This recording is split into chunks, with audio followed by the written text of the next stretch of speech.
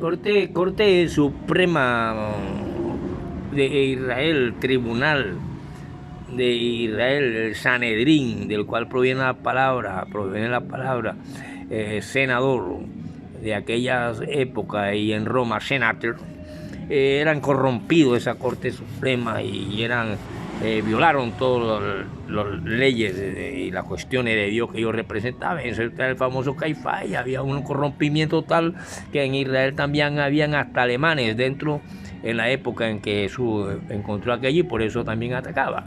Se dice y se cree, y vamos a ver esto por palabra, que primero que todo es justicia y que es tribunal.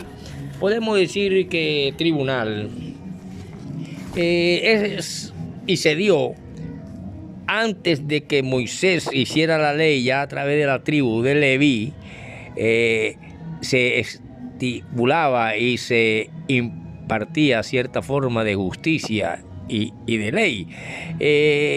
Según el Talmud, Josefo, Sanedrín, en el 7.1, el Sanedrín se sentaba desde que se ofrecía el sacrificio diario matinal hasta el sacrificio de la tarde.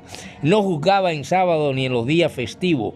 Allá había un día que se llamaba Día Humano, y por lo tanto todas estas cosas fueron y tenían su significado para poder decirle que esto es el Sanedrín y cómo se componía.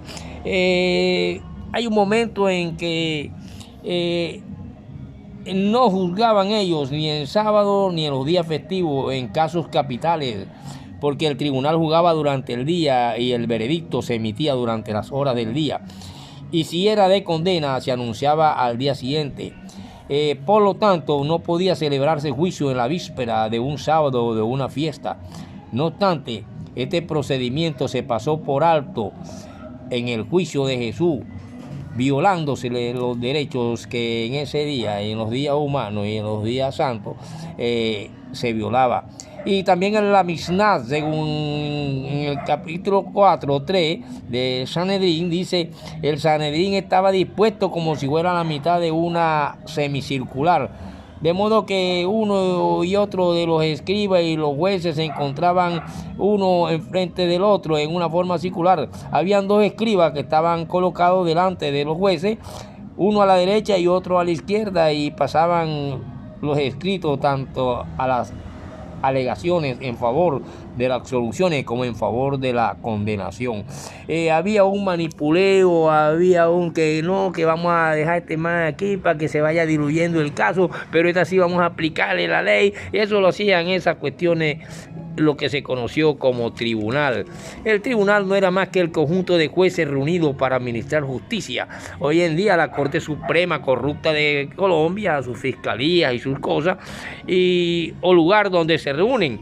En la antigüedad los jueces solían reunirse en una plaza que tenía una plataforma alta al aire libre, y allí se accedía mediante unas gradas, y desde la que las autoridades sentadas se dirigían a las muchedumbres y anunciaban sus decisiones. Pueden leer Mateo 27, Juan 19, etcétera, etcétera. Los bibliómanos que aquí dice, para ver qué dicen de esto, porque la cosa no es así tan facilita como muchos creen.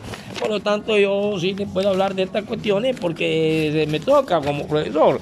Por lo tanto, la ley requería que cuando el rey empezaba su reinado, copiase personalmente la ley y la leyera diariamente, a fin de que pudiese estar adecuadamente capacitada esta para implicarlo. Así pasó cuando se jugó así mismo en el asunto de Batseba y Urias, el hitita. Está en segunda de Samuel, allá, y el 12:1-6. Joab envió con astucia a una mujer tegoita a David para hablarle a favor de Absalón. Habían eso que le llaman aquí tráfico de influencia, para hablar de Absalón le envió y tal, y no sé qué.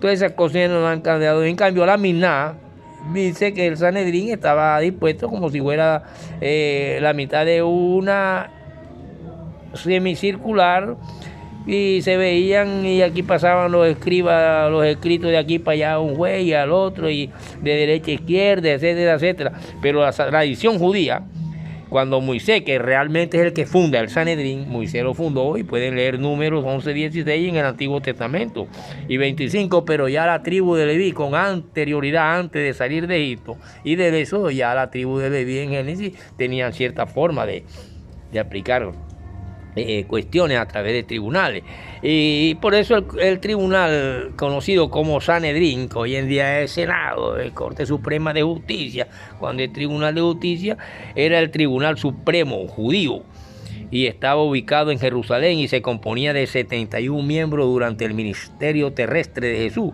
Entre los 71 miembros estaba el sumo sacerdote y otros que habían ocupado dicho puesto. Por lo tanto, varios de ellos vivían en el mismo tiempo, puesto que durante las diferentes gobernaciones romanas, ese puesto se ocupaba por nombramiento en el Sanedrín, y también había miembros de la familia de los sumos sacerdotes, ancianos, cabezas de la tribu y de la familia, así como escribas que eran hombres versados en la ley. Lo dice Hechos 4, 5, 6. Estos hombres eran miembros de la secta de los fariseos y de los saduceos. Hechos 23, 6. Por lo tanto, otras agrupaciones pasaban malucos porque no estaban metidos en la rosca de la Corte Suprema, de los tribunales. Por lo tanto, en Jerusalén habían además tribunales menores, compuestos de 23 miembros, cada uno según la Misná, el Sanedrín. Como dice en el 1.6, esos tribunales menores se llamaban, también estaban ubicados en otras ciudades de Palestina con un cierto número de habitantes. No se reunía el tribunal completo en cada juicio. El número de miembros variaba según la gravedad del asunto y del caso y la dificultad de llegar a emitir un veredicto. Además, en los pueblos había tribunales compuestos por 3 hombres, así como un tribunal que tenía 7 ancianos del pueblo. Entonces vimos cómo a Jesús se le violó esa vaina, porque había un día que se llamaba Día Humano y a él no se le aplicó todas esas cuestiones, y habían días prohibidos, y Caifás y toda esa gente, que Caifás le dio plata a la gente para que dijeran suelten a Barrabás. Ellos no tuvieron en cuenta esto y le violaron todos los derechos a este enviado de un Dios que nos trae justicia, y se llama la justicia y el hombre justo cuando hay misericordia, y esto lo relaciona mucho con Dios. Vamos a ver esta cuestión. Podemos ver que a este hombre Jesús lo venden por 30 monedas de plata. Pero ¿qué quiere decir esto? Quiere decir que Jesús no valía más de $66 hoy en día. $66 hoy en día. En aquella época eran ciclos, y esas 30 monedas o ciclos, qué barato era para un hombre tan grande. Sencillamente tal eso era el desprecio que sentían por él, el desprecio por este cristiano, este cristianismo, que todavía no existía, este hombre que se decía venía enviado de Dios.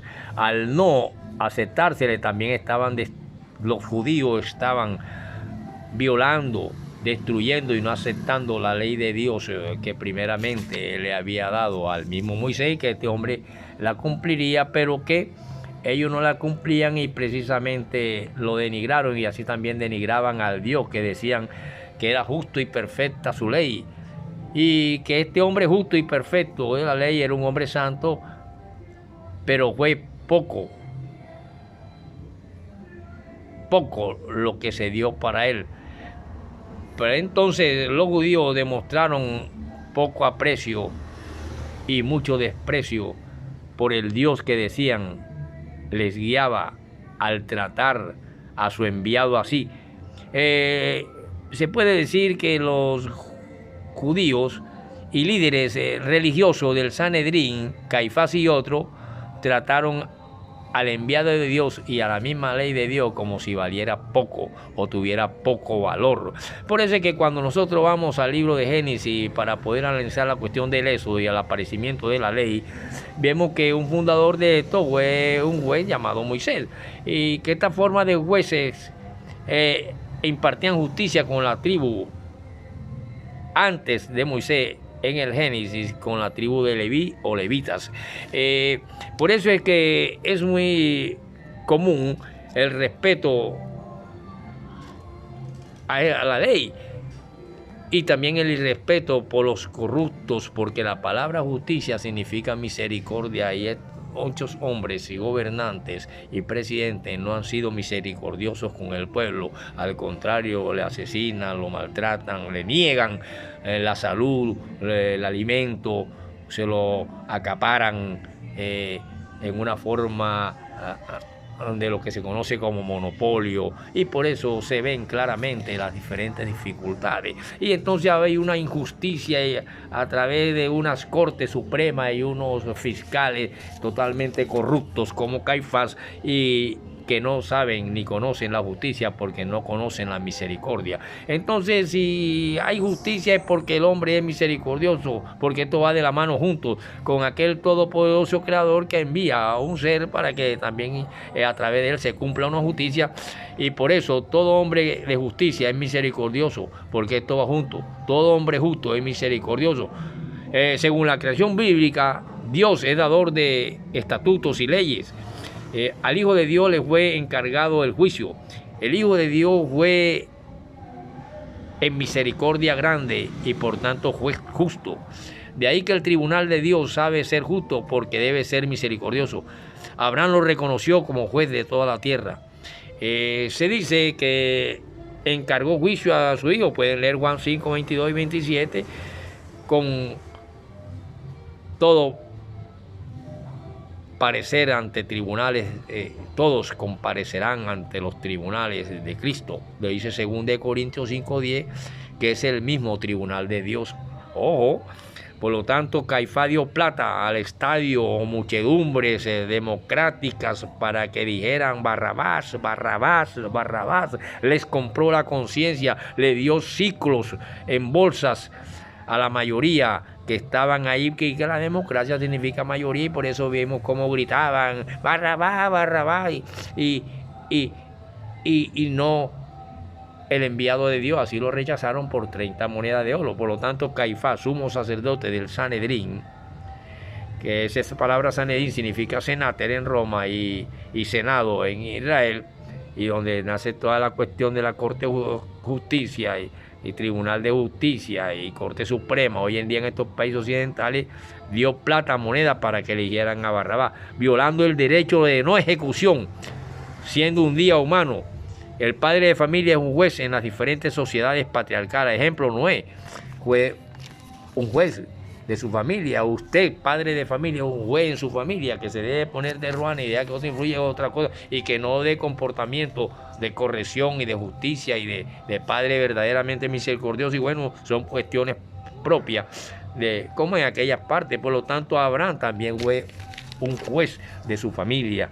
Y así, de esta manera, podemos decir que había corrompimiento en el Sanedrín. Ay, profesor, pero usted dice que droga, bueno, porque ahí se legalizaba lo que había que darle a los que mataban en cruz, y ya vimos que lo que le dieron a Jesús, vinagre y esas cuestiones, eran drogas de la época, pero que no había ya cocaína, ni morfina, ni marihuana, aparte de que la historia narra que posiblemente el arbusto sagrado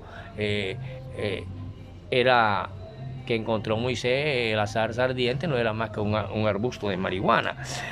Por eso es que existen muchas drogas como Betel. Betel creo que es una congregación o una escuela, la máxima escuela de estudio religioso de una secta religiosa. Y sin embargo, Betel es una droga. Otras drogas han tenido repercusiones sociales muy nocivas en civilizaciones enteras. En Europa son menos conocidas, si bien en el presente continúan causando estragos. Entre 250 millones de hombres son el betel en la Asia, la coca, los hongos alucinógenos y el peyote en la América Latina, la cola y el cats en África, el cagua en Oceanía.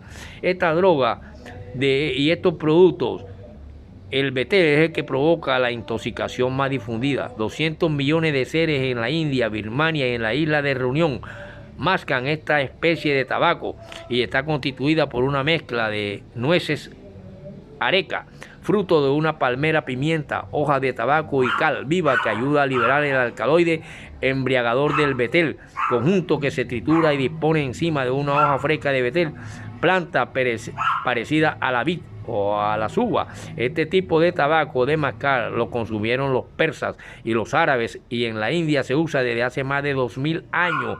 Su masticación produce un jugo rojizo, lo que explica que los malabares, pueblos del sur de la meseta del Deccan, creyeran después de un combate que los cadáveres de sus enemigos hindúes tenían la boca roja de sangre. Marco Polo consiguió el uso de esta droga en el curso de sus viajes. Mausudi cuenta en 1916 que las esposas hindúes que